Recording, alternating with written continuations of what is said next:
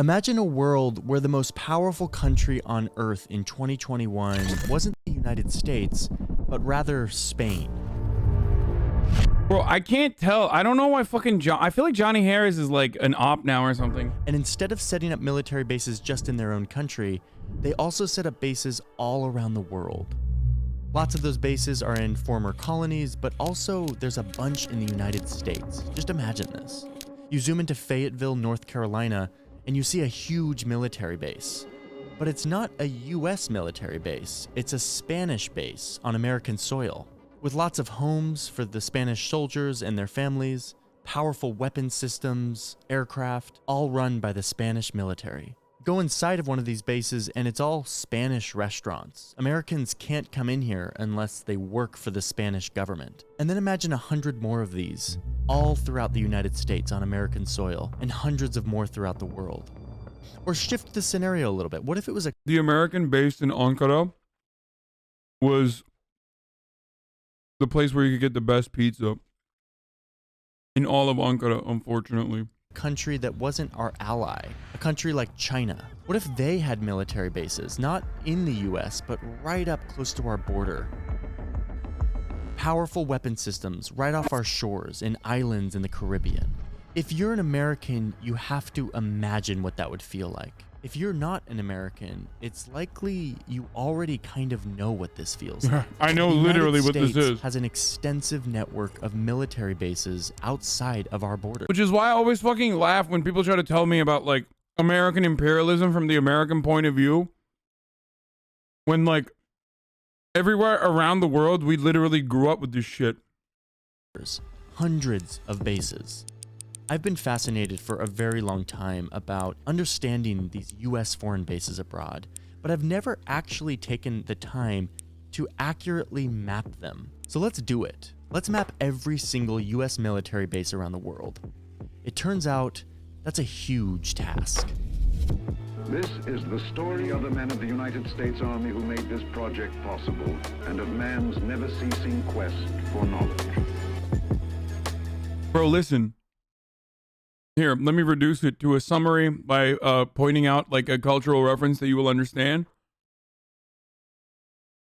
It's a protection racket, just like the mafia. This is a full armored division.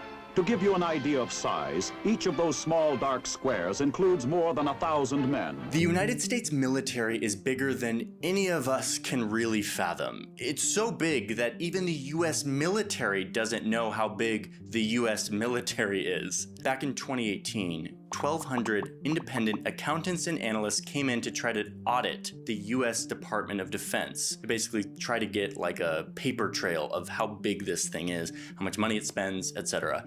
And the Department of Defense didn't pass the audit. Like they literally did not have the documents or the knowledge to really piece together a full scope of what this organization is, how big it is, how much money it spends. So we don't know. Nobody knows how big the Pentagon is in all of its forms. All we do know is that objectively, it is one of the, if not the largest and most powerful organization on the planet and in the history of humanity. I mean, if you have a organization that's more powerful than the Department of Defense in the history of humans, like, let me know. I want to know about it. But as far as I can tell, there's nothing bigger and more powerful than the United States military in 2021. And much of the US military is not actually in the US, but is actually outside of our borders, all around the world. This post is somewhere in Germany, overlooking a sector of the Iron Curtain.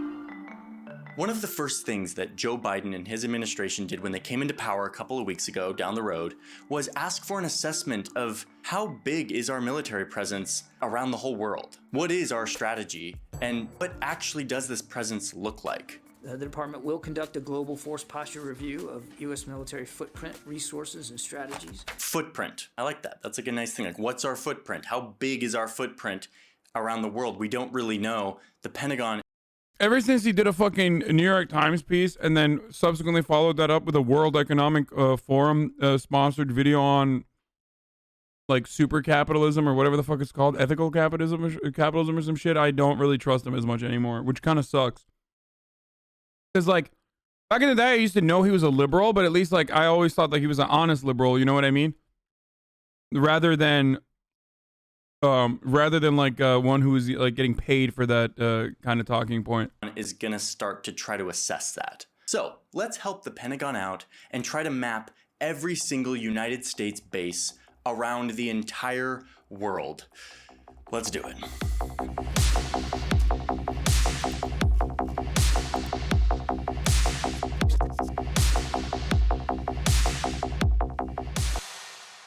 It wasn't too long ago when I used to think that having military bases in other countries was totally normal. Like, doesn't every country have like military bases in other countries? Yeah. Anyway, this was sort of reinforced for me when I was in college. I did an internship at NATO, with the headquarters of NATO, which was in Brussels. To get this job, I had to get a secret security clearance from the US government in order to enter the military base, which was NATO. This was really cool because there was always like people coming through NATO that I got to meet, like my diplomacy hero Madeleine Albright, who used to be the Secretary of State, or this guy. What? Great honor representing my country abroad. What the fuck? Did he just say my diplomacy hero, Madeleine Albright, who once literally brushed off the casualties as a consequence of American sanctions on Iraq, the 500,000 kids that fucking died as a consequence of sanctions, as you know, just a regular collateral damage as the cost of doing business For the last 37 years. Good old Joe. Hey Joe, had no idea you'd be president someday. Anyway, the big benefit of having this secret security clearance is that I could go into any military base anywhere. And so on Saturdays, I would drive an hour from Brussels to a little village in the Belgian countryside where a military base had been sort of plopped down in the middle of the Belgian countryside, in between like stone walls and quaint streets and sheep and farming plots. Yeah, it's a little blurry in this map because it's, you know, a military base and sometimes they blur the satellite imagery. Nothing I can do about it, sorry. And as soon as I entered into the base, went through all the security and I was in the base, I felt like I had left Belgium and was suddenly entering suburban America. Welcome to the United States. There was a Taco Bell and movie theaters with American movies and all sorts of shops and like yoga studios and like a grocery store that had all of the products that I was very used to, all at the same price as I could get them in the United States. If you don't live in America, but you're familiar with American brands and shit though, that's just pretty dope. I'm just saying, as like if you want a foreigner's point of view on it, it is pretty fucking tight. Even though they had been flown across the Atlantic and brought to this place, which is a very expensive thing to do. It was a dream for me as a poor college kid living in Brussels and feeling a little bit homesick, to be honest. I hadn't really figured out culture shock at this point. So yeah, I kind of loved it. And I was, again, sort of like, doesn't everyone have military bases in other countries and they can sort of just go to their military base? And it was just, I was so naive. Alas, I've learned the truth.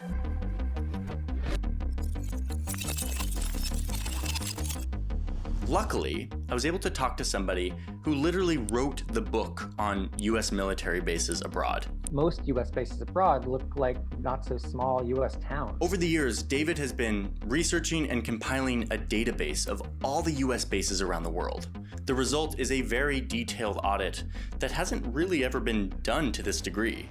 In fact, a few years ago, the Pentagon's own research arm, the RAND Corp, was doing some research on military bases abroad. And instead of using the Pentagon's list of US military bases abroad, these guys used David's list. Like, they used David, he's a professor, he's like an anthropologist, he's not like a part of DOD, and yet they're like, this list that he made is actually more authoritative than like the Pentagon's own list. I mean, I'm sort of honored, but it's not a good sign if the Pentagon, a Pentagon research arm, is using my list and not the Pentagon's own list. Shut. Poor college kid with a security clearance working in Brussels is normal. You get a security clearance if you're fucking working for NATO. Like, it doesn't. That's not like it's not as big as a flex as he made it seem like. It's not like an implication that he is a fucking CIA or some shit, like the way that you're trying to present it. I got a hold of David's list and started wrestling with the data and finding a way to display it on a map so that I could get every single base to show somehow. After a few weeks of doing this, I finally have a map.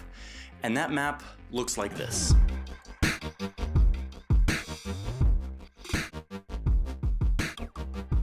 Every dot Fucking on this leftists map don't know is that, a US military base or installation of some sort in a different country.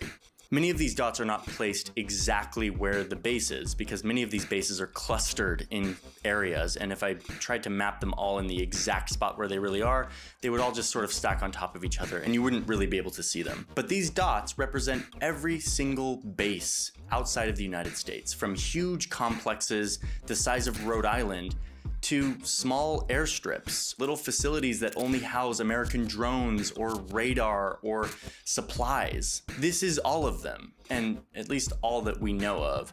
And if you look at this map and you see a base that you know of that is not here, or one that is there that doesn't belong there, tell me about it. I want to know, because this is sort of hard information to ascertain. The Pentagon is not very transparent, and neither are host countries about where certain bases are and why they exist. Many of the bases around Guys, this is just normal stuff, okay? We need to, you know, we need to lock it down, make sure that like everybody's doing all right. the world are their existence is due to an agreement between the two countries that is often not open.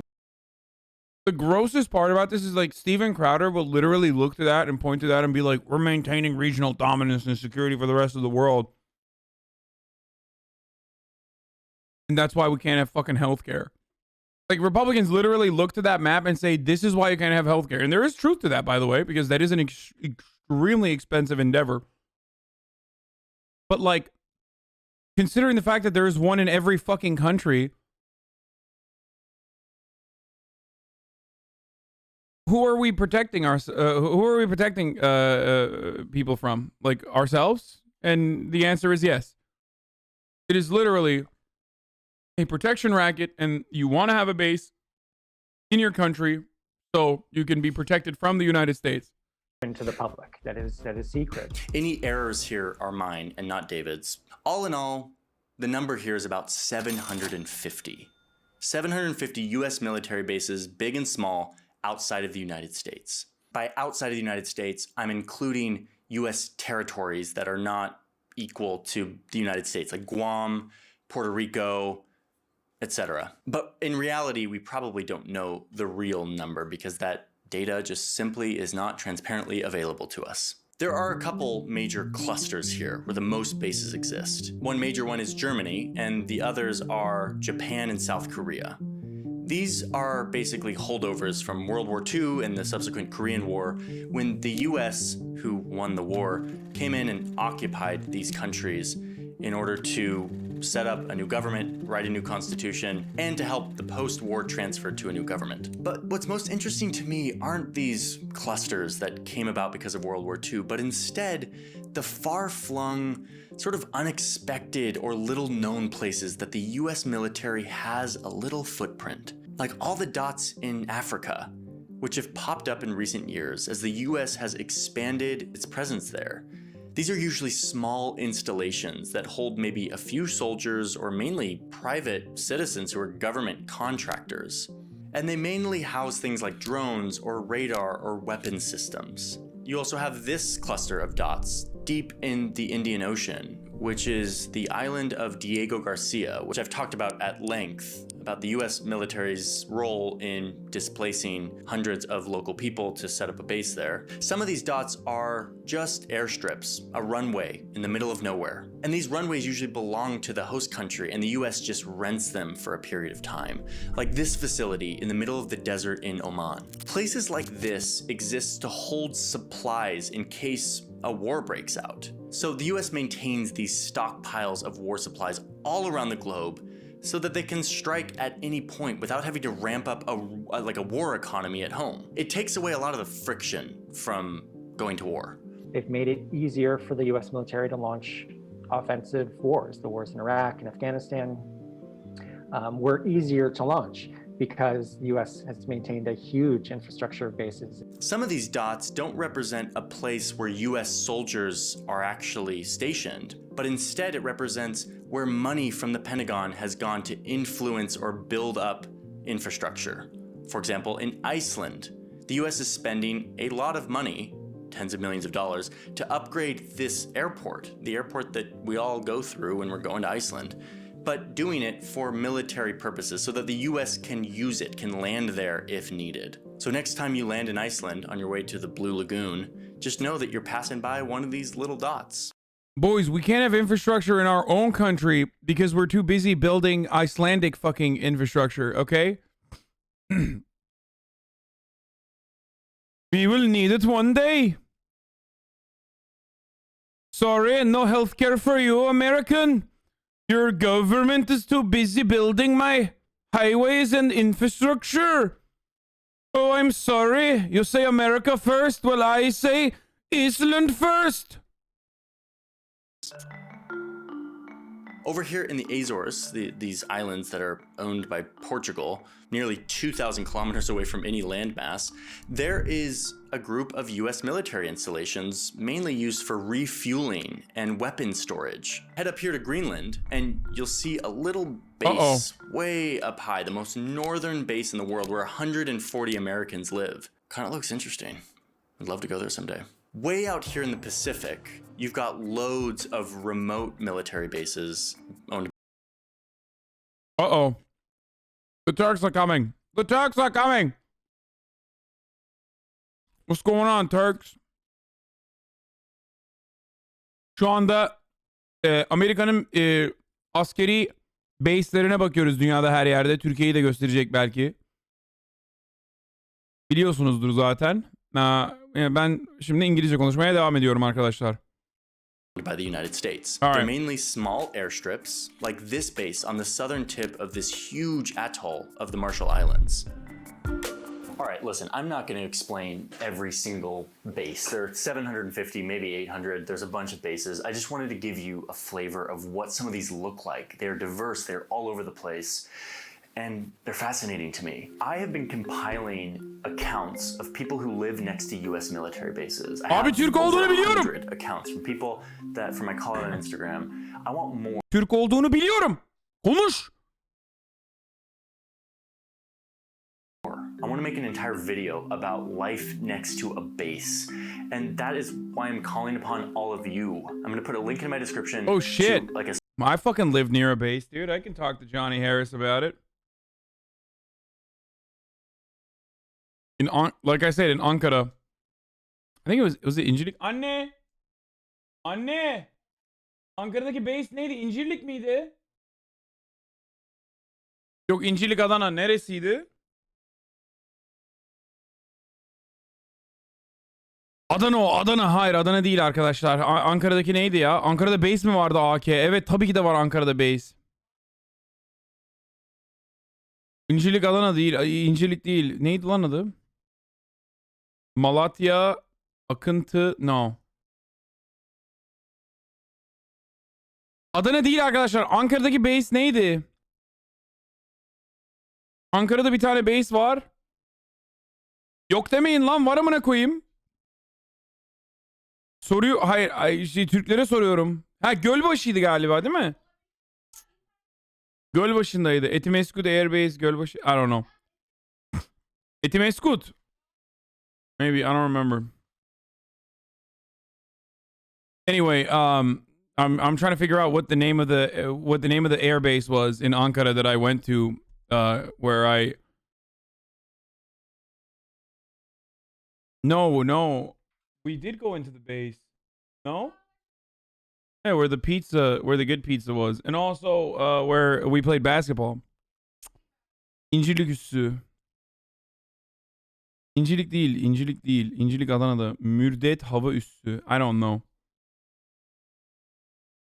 Why do you sound so Turkish? Why do you sound so angry when you speak in Turkish? Mürted hava üssü. I don't. Mürted? No. This is old, by the way. Türkler eski. Ben yani kaç bin... Ne zaman anne? 2002 falan herhalde değil mi? 2002-2003. Sadece Adana ve İzmir'de var. Abicim Amerikan base'i vardı Ankara'da. %100.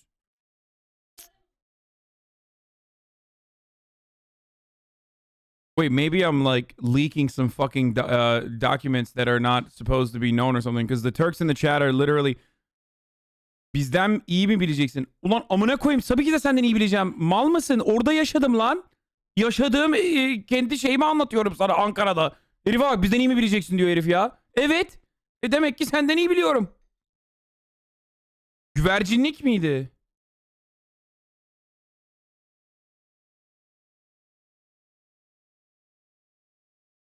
See, Americans, Turks do the same shit that you do as well. There's Turks in the chat right now that are telling me that my experiences from my personal life are wrong.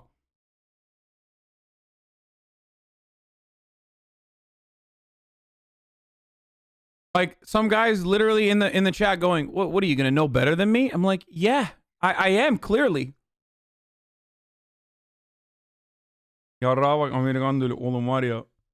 Bu lafını var ya ağzına bir geri sokarım kendine gelemezsin. 6 ay.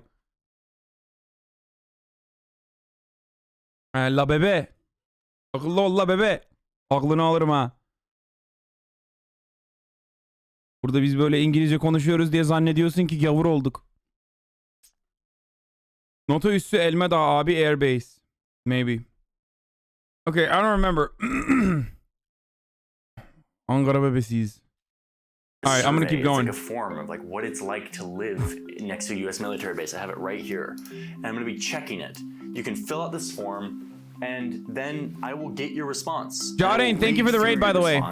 And I will use that to construct an understanding of what life is like next to a U.S. military base. I talked to David a bunch about this too. He's done a bunch of research, done a bunch of interviews, and I want to keep talking about this. So, if you don't live next to a military base, I want to hear from you, like, what are your thoughts about this? Whether you're an American or not an American, like, does this seem right? Does this seem like the right choice, the right thing for our taxpayer money to be going towards? I'm still making up my mind on a lot of this stuff, and I want to start a discussion. My goal in this video was to just map it, was to just look at it, be able to see it on a map.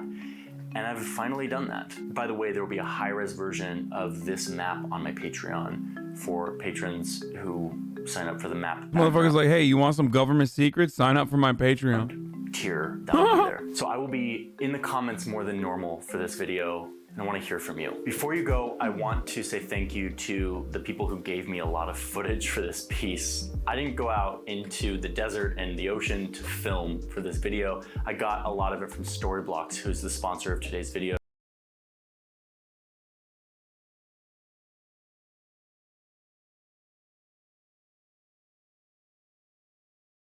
Anyway, I haven't figured out where the base was. But we'll figure it out.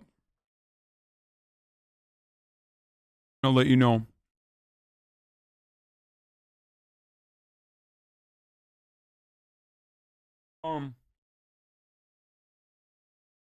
Okay, there's one more video that I'm gonna watch before I finish.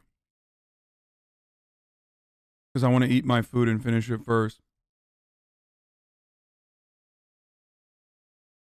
Balgat. Artık yokmuş, çok eskiymiş. Balgat. Yes, that's the one. That's what my mom just said, yeah. So the base that I went to when I was younger, this is like post 9/11 world, obviously. I mean, there was definitely a fucking military base there. It doesn't exist anymore. That military base no longer exists, which is why half the fucking Turks in the chat are like, dude, what are you talking about? That doesn't exist.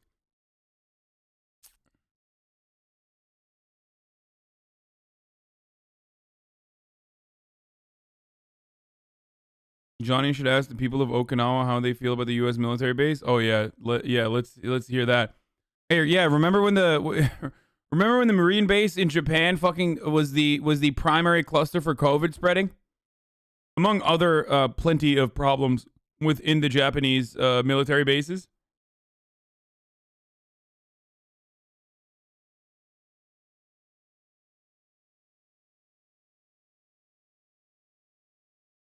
New ape content? The divisive nature of COVID policies? Oh, fuck yeah. Who's he talking to?